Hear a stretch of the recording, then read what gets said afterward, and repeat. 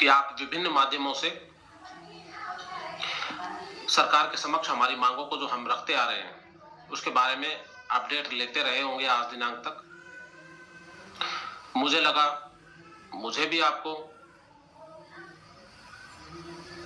Update देते हुए सूचित करना चाहिए कि हमारी मांगों के संबंध में जो RLSDC Rajasthan logistical service delivery corporation नामक बोर्ड की जो बनाने की प्रक्रिया चल रही है उसकी ताजा स्थिति क्या है।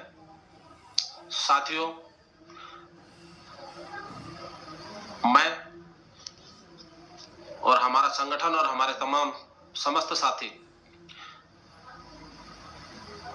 थोड़े थोड़े समय में सचिवालय जाकर हमारी मांग के संबंध में बन रहे इस RLSDC कॉर्पोरेशन की अपडेट लेते रहते हैं। आज भी संगठन की तरफ से मैं और हमारे साथी इस बोर्ड की अपडेट लेने के लिए सचिवालय प्रशासनिक सुधार विभाग के अधिकारियों से मिलने गए थे। हमें सूचना मिली थी कि बोर्ड के इस कॉर्पोरेशन के रजिस्ट्रेशन के लिए कुछ कमी रह गई है, जिसके लिए फाइल पर ऑब्जेक्शन आया है और फाइल को वापस ऑब्जेक्शन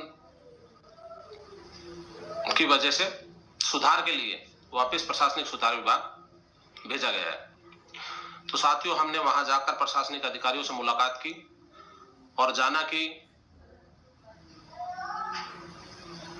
हमारी फाइल में क्या ऑब्जेक्शन है और अब उसका आगे क्या होगा। अधिकारियों ने बताया साथियों कि फाइल के टाइटल को लेकर के RLSDC Rajasthan logistical service delivery corporation के टाइटल को लेकर के आगे ऑब्जेक्शन था कि इसमें कॉर्पोरेशन और लिमिटेड दोनों चीजें एक साथ नहीं रह सकती हैं। लिमिटेड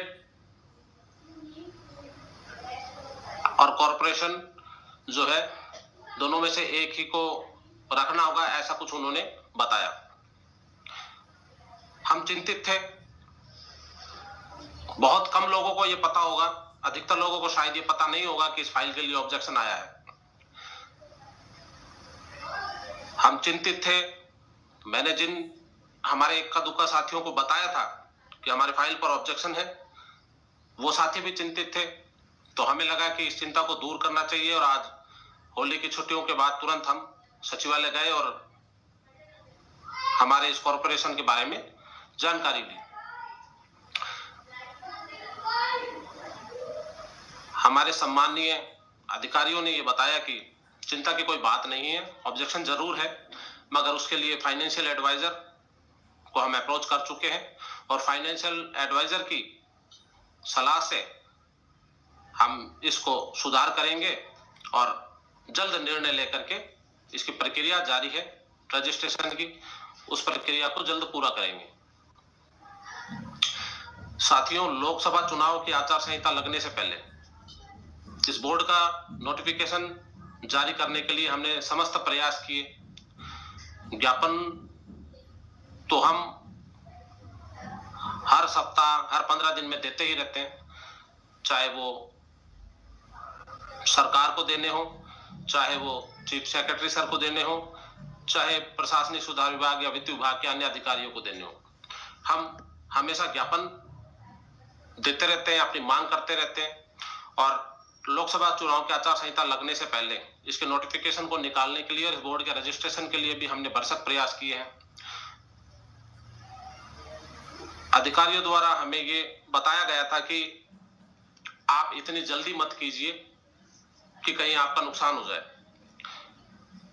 क्योंकि इस RLSDC के अंदर सेवा नियमों में कुछ नियम इस प्रकार के रखे गए हैं जिसमें कि आपके अनुभव के आधार पर आपकी सैलरी का निर्धारण होगा।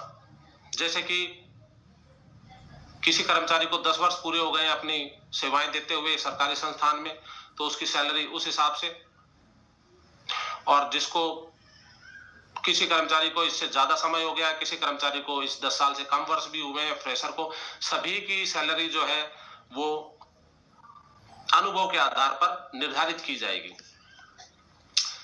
साथियों, अधिकारियों द्वारा बताया जा रहा है कि बहुत अच्छे इसमें सेवा नियम आपके लिए बनाए जा रहे हैं, मगर आप तसल्ली रखिए कि कहीं ये सेवा नियम की वजह से या किसी अन्य वजह से आपका ये मामला कहीं कोर्ट में ना उलझ जाए। इसलिए हम चाहते हैं कि आप हमें पर्याप्त समय दें ताकि इसके आपको हम अच्छे से अच्छे दीर्घकालिक परिणाम दे सके। एक अन्य मैं आपको सूचना देना चाहूंगा कि इसके अंदर इस RLS-DC के सेवा नियमों में सेवानिवृत्ति के बाद, रिटायरमेंट के बाद 2-4-5 लाख रुपए देने का भी प्रावधान रखा जा रहा है।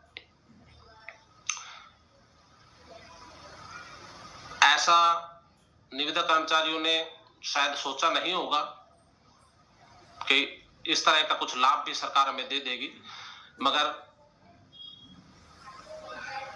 खुद प्रशासनिक सुधार विभाग जिसके अधीन ये बोर्ड बन रहा है, जिसके अधीन ये RLS-DC बन रही है, खुद उन अधिकारियों के मुंह से हमें सुनने को मिला है और उन द्वारा बताया गया है कि इस तरह के नियमों का प्रावधान हम रख रहे हैं।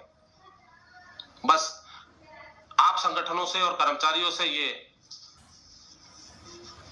अपील है कि आप जल्दी करके और हम पर इस तरह से दबाव ना बनाए तो बेहतर होगा।